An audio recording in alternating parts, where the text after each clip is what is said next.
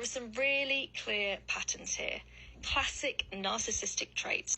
Good morning. Okay, so I'm stitching this video because I find this quite perplexing. Don't you find it really funny that you'll have grown-ass people get on Beyonce's internet and act like they're a stressed-out victim of their own making? Here's the thing. If you know anything about the drama that is the life and times of people who don't like Duchess Meghan, you'll realize that they have hundreds and hundreds and hundreds of accounts with hundreds and hundreds of thousands of hours of BS, crying and lamenting over, oh my God, she's a narcissist, she's a this, she's a that. Okay, guys, let's have a real talk.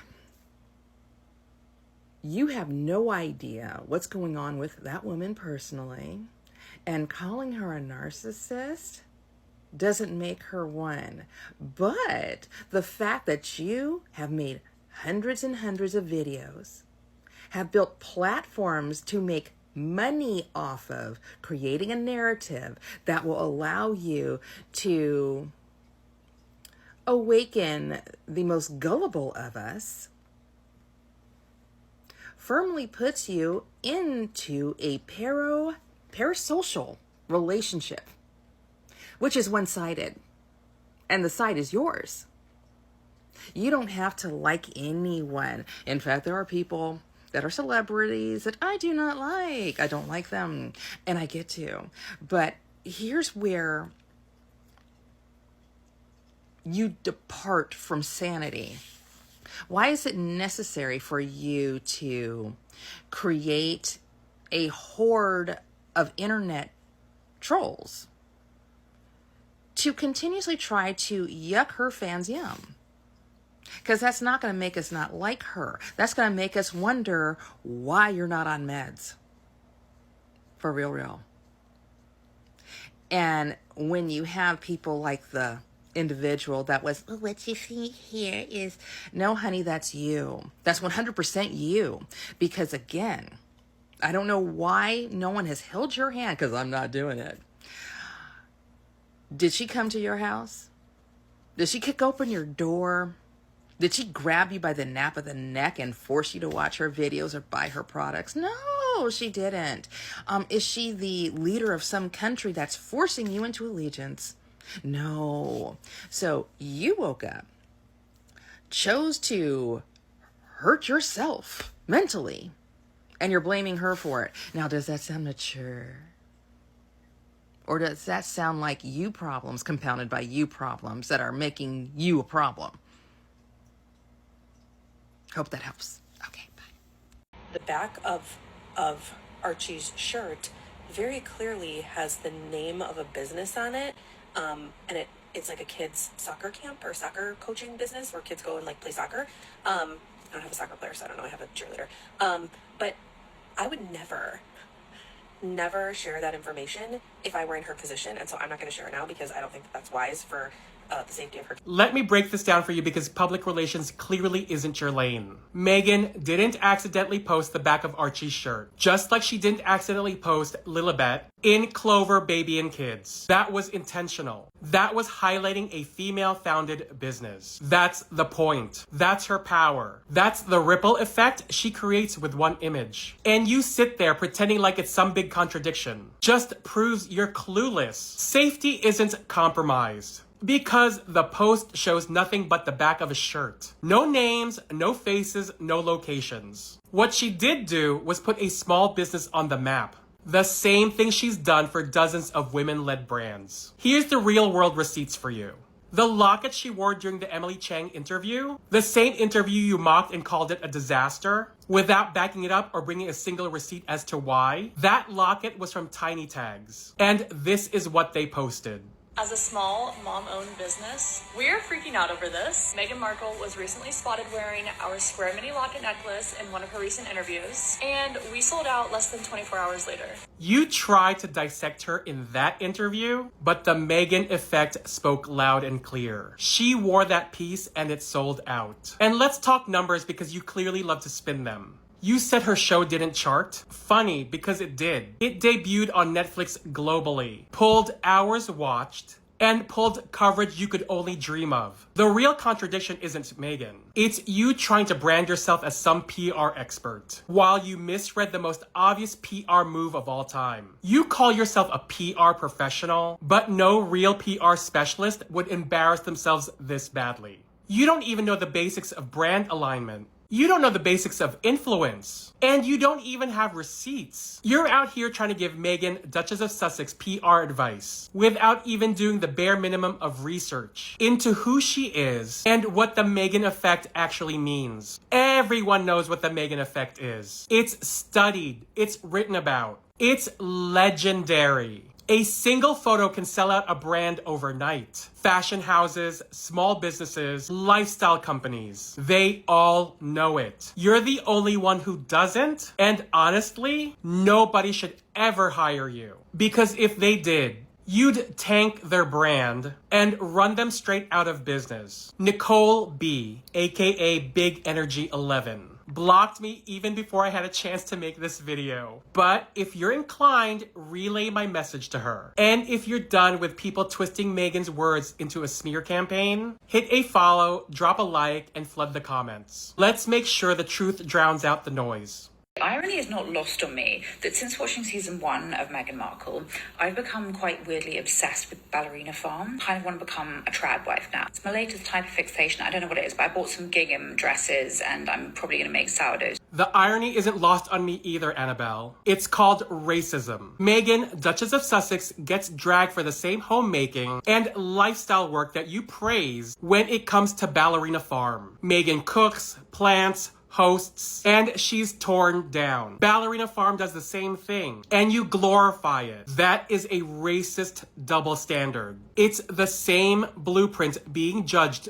two different ways because of race. Annabelle is stripping down a BIPOC woman of credit and hands it to a white woman. But here's the part that's so twisted. Annabelle watches every single episode of With Love Meghan just to hate on it. She doesn't miss a second. She sits through Meghan's cooking, Meghan's crafts, Meghan's life, only to spit it back as hate. She's obsessed with policing Meghan's existence. Annabelle, I watch With Love Meghan and I follow Ballerina Farm because the aesthetic is almost identical. I don't hate either. That's the difference. I'm not racist. The hate comes from those who refuse to give Meghan credit. Annabelle Fenwick Elliott is a racist mouthpiece who built her career at the Daily Fail by fixating on Meghan, Duchess of Sussex, and weaponizing that obsession for clicks. If you're tired of watching people like her profit from racist narratives, follow me, like this post, and flood the comments. Racism doesn't get a platform here.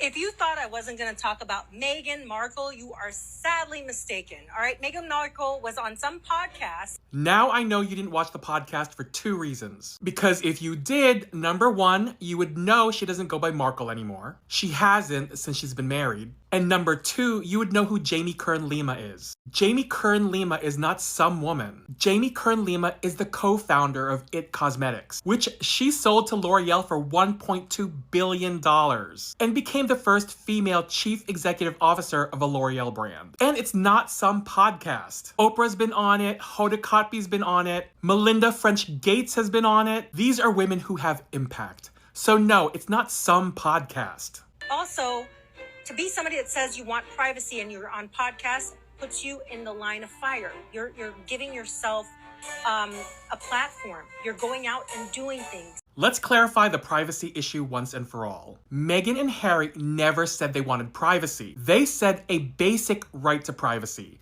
There's a difference. And here's the thing, the tabloids have created a false narrative. The basic right to privacy is setting boundaries. For example, the British press wanted unfettered access to Prince Archie's first baby pictures. And if you did some research and looked up the relationship between the RF and the British press, you would know that the British press feel entitled to everything the royals do. They are their show ponies. And it is what led to the unaliving of Princess Diana. So of course, Prince Harry wants to protect his family and provide them with the basic right to privacy. It was all about setting boundaries. So you're saying to the public, I don't want you to talk about me, but I want you to talk about me. That's not what she's saying, and again, creating false narrative. No one in the public eye wants the scrutiny that Meghan gets, simply for trying to be herself, live, and just be. This is a publicist standpoint, by the way. I'm a publicist, and what that means is I help people with their image. I help people with their branding.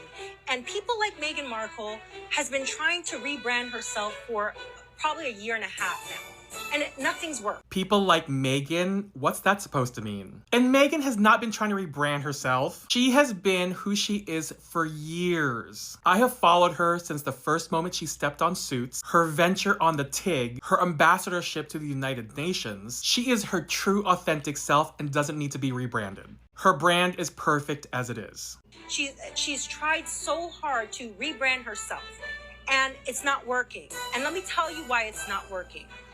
No matter how much sincerity a person brings, once you've broken people's trust in you, their faith in you, they're not going to stand by it anymore. What are you talking about? Have you heard of the Meghan effect? When she wears clothes, it sells out. A recent example is Valencia Keys. Meghan wore a Valencia Keys bracelet and the sales spiked up 11,000%. And her As Ever products, they sold out within an hour. I'm still waiting for the restock. So respectfully, I disagree. People still trust her and have faith in her. Meghan Markle went out and bashed the royal family. And there it is. It's all about the royal family. She didn't bash them. She told her lived truth. It's like saying the British royal family are colonizers. That's not bashing. That's the truth. She bashed them. She basically called them racist. And she went on Oprah, of all things, and did an interview talking about the race of her children and how dark their skin was. And mind you, this whole time I was watching Meghan, I kept thinking, this is a white woman. Like, I never saw a black woman, not even for a second. Please stop there because it's giving unconscious bias and microaggression. But as a YT woman, I wouldn't expect you to understand that, unless you've lived it. I'm on the fence. I believe that Meghan Markle still has a chance to rebrand, but she just is not focusing on the most important thing that she can do. And what's that? This whole look gives Pam Anderson, all right? She already did this thing where she did some Netflix show, which I didn't watch, guys, but she tried to do the whole cooking, and Pam Anderson did it. You got people like Gwyneth Paltrow did the same thing. Why do people want to keep pitting women against each other? Pam and Gwyneth are doing their own thing. There is enough space in the lifestyle platform for everyone. I really wish you people would stop pitting women against each other, but rather champion them and lift them up. And why would you even talk about something you didn't even watch? You know nothing about it. And additionally, Pamela's show is only aired in Canada, and Gwen already put a kibosh to that narrative that they were feuding.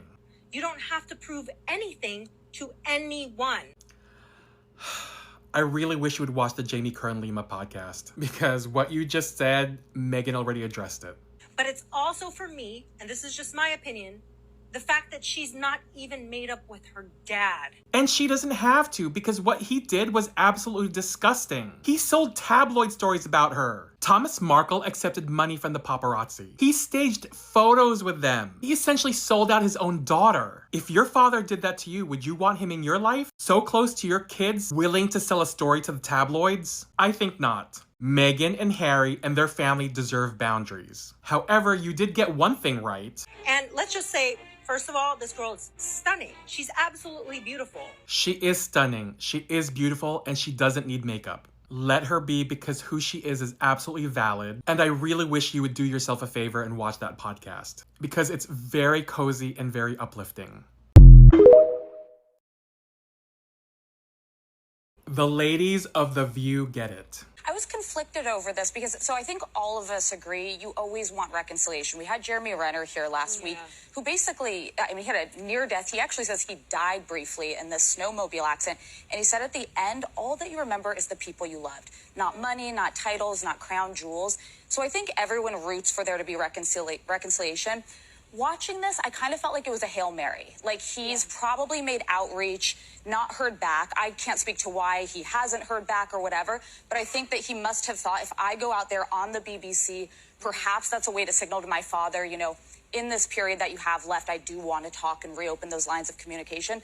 And I root for it. I think that he acted in the interest of his family in the immediate, not thinking he was giving up the rest of his family for the rest of his life. Prince Harry made a bold and savvy move. By putting it out there that he wants reconciliation, he put the ball in King Charles's court. And at least now, it's well documented he made the attempt and can never be accused that he didn't try. But also, let's be clear. In 2020, he was denied security protection. The type of security protection someone born into the royal family requires, because we know what that kind of thing is. There's a lot of exposure, not only for him, but for the Duchess, Meghan, his wife, and his 2 children. And he wants to go and show them his home country. And so that was stripped away from him because he decided that he didn't want the official duties. And a point that he made during that interview, which I thought was striking, is that there are people that serve their country, but then leave public service, but always have that protection for the rest of their lives because they're different. This is a man who was born into a family, born into that duty, spent tours in Afghanistan and served his country for 35 years. I think that does warrant the security. That being said, another thing that he said was, while he wants reconciliation, he learned from Canada that there cannot be reconciliation without truth. It's truth and reconciliation. So yes, he wrote the book.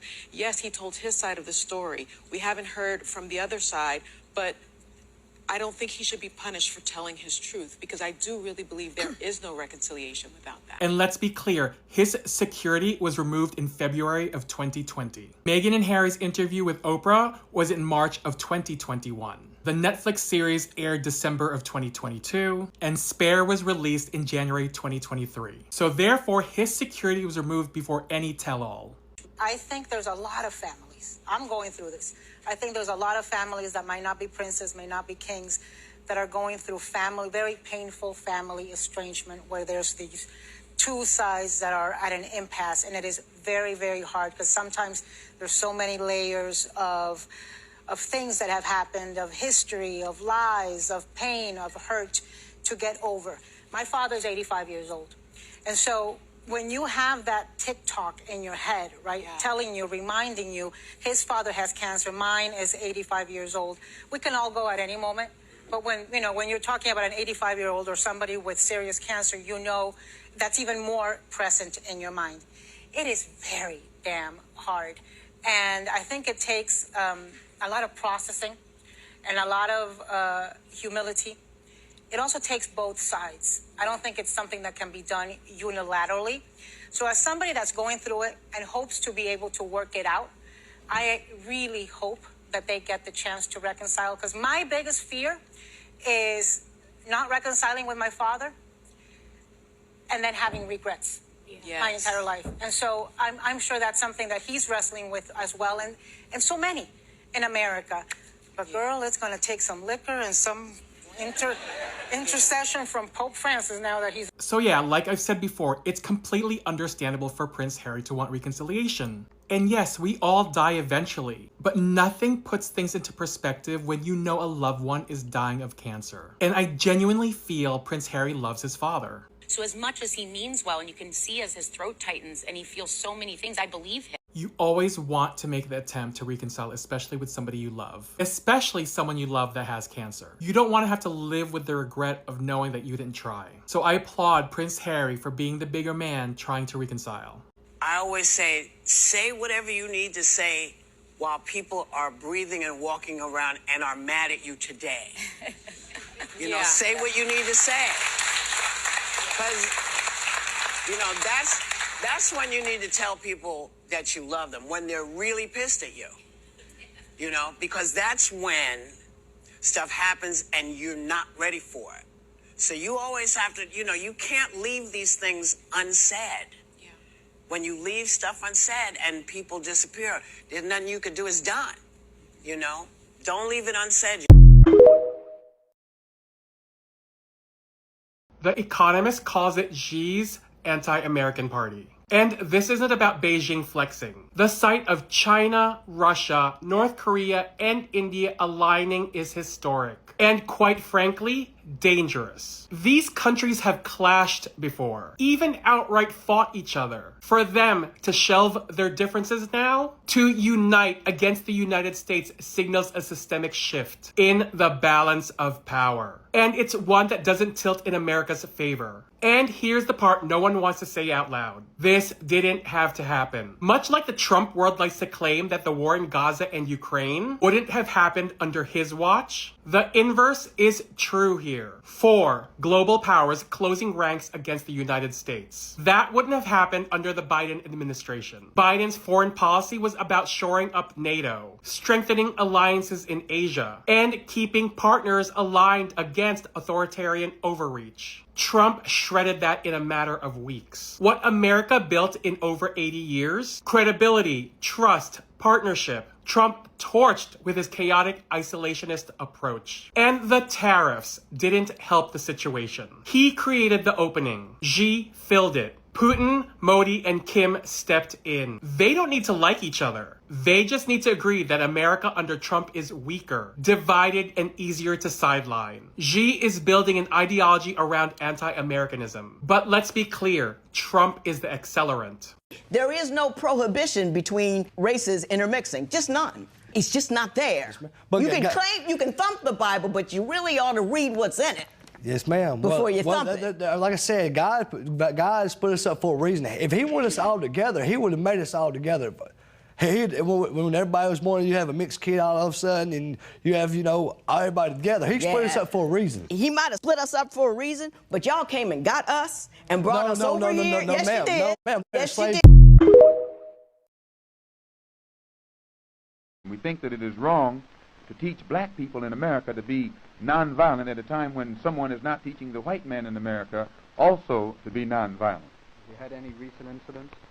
No, not too recent. However, we had a situation in Monroe, Louisiana, where in our mosque, our religious services were invaded by the police who were trying to stop the spread of Islam in Monroe, Louisiana by frightening the so-called Negroes in that area. And they entered our mosque, they broke into our mosque, armed with riot guns, nightclubs, tear gas, and things of that sort, and a fight did follow.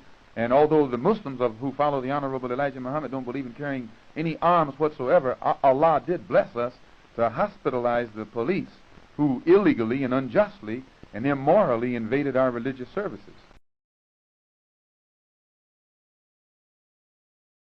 Hello, my people, Lady Rosie here. How y'all doing? All my new subscribers, you're welcome. And my returning subscribers, you all know I love you. Guys, did y'all see the video that I posted about this UK people talking about this family? They do not like this family. They think like this family is actually leeching from them. Now I'm kind of discovering there are a lot of people who actually do not like this family like us. People are complaining about bullying, and the people started complaining about him even among the tabloids. They came out here writing a bunch of articles about them. Because guess what? People are tired. People are tired from these people leeching on their tax money without doing anything. If your job as a part of that monarchy is to come play pageantry outside here, come on out here and show you themselves. That's why those people are paying you, because it's their tradition. They want to see y'all guys out there. And the other article that came to compare Mumbles to Charlie. They're like a Charlie boy with his age, with his big C diagnosis, is doing more than the person who, this girl, Mumbles, who is half his age. They started writing it. We were talking about that, remember? Yeah, we were loud about it out here. We were saying it, but guess what? It feels good to see all the tabloids coming out here to say it too. And now they're calling her Princess Peroxide. Hydrogen peroxide. Princess hydrogen peroxide. Guys, Wagwan. What's going on out there on that island? What's going on, my people? Y'all guys from the UK, come on, sit down here, drop some comments, guys. What's going on? What is it going on there? They came last week, all week. They were talking about if Bulliam divorces Mambos, what's going to happen? If Mambos becomes a single woman, this is what's going to happen. And before that, months ago, y'all saw they had the Operation Bridge for her. And remember, Her Royal Highness Princess Diana used to be married into that family, and then she produced the heirs to the throne, 2 of them. And after she produced those heirs to the throne, y'all know what happened. And they Princess Diane her, and I'm wondering if they're gonna Princess Mambo this one here. They're probably gonna Princess Mambo her because they already got the plan. The Operation Sleeping Bridge. What was it? Sleeping Broken Bridge? Oh my goodness, they got the plan. That plan sounds like that same plan. You know, they pull pages from the same book if they can. And guess what? They've been pulling those pages from the same book for centuries. They've been around here. Oh, they've been around here for lots of years, but thousands of years, I tell you. They've been around here for, yes, you heard me. They will pull that one on you, Mambos, and they will pull it without even shame. Princess Diana at least did have those aristocratic family, solid family. But what does your family have? Nothing. Broke, bankrupt. I mean, damn, those terms themselves, they're kind of, woo, girl, bye. I'm going to talk to y'all guys again, family, later. So, y'all, I want you guys to go to my brother, the Notorious JTB _240 on TikTok and follow the brother, show him some love, and y'all tell him that you all love him. My brother, you saving lots of lives out here, because you know some people here, they get mad and they can't come and say 2 words out. So instead of them coming out here continue to getting mad, you came and saved them. And you were saying it exactly, the words coming out of your mouth, it feels like it's coming out of their mouth. My queens out here, my humble queens who don't talk crazy stuff like me. You know, we appreciate you. And we appreciate you to be our mouthpiece. You do a good job. And this one here, what does this street sweeping here say? First Friday, April through November. Okay, so I'm good. Yeah, that sun is so bad, y'all can't even see anything. Yeah, because that sun is crazy. And I'll talk to you guys again later. Please go to Notorious JTB _240, or like I said before, and also go to the Night of Sussex. That's also the Notorious JTB's channel on over TikTok, and also go to his main page, which is the Notorious JTB. Go to all my brother, the Royal Sussex on YouTube here. Follow the brother, share his videos, and also please don't forget to share my videos so we could get more views. Y'all doing a wonderful job, and I appreciate you and thank you for this support. Ernie Cool, my brother, I love you. Y'all take care. Talk to you guys again later.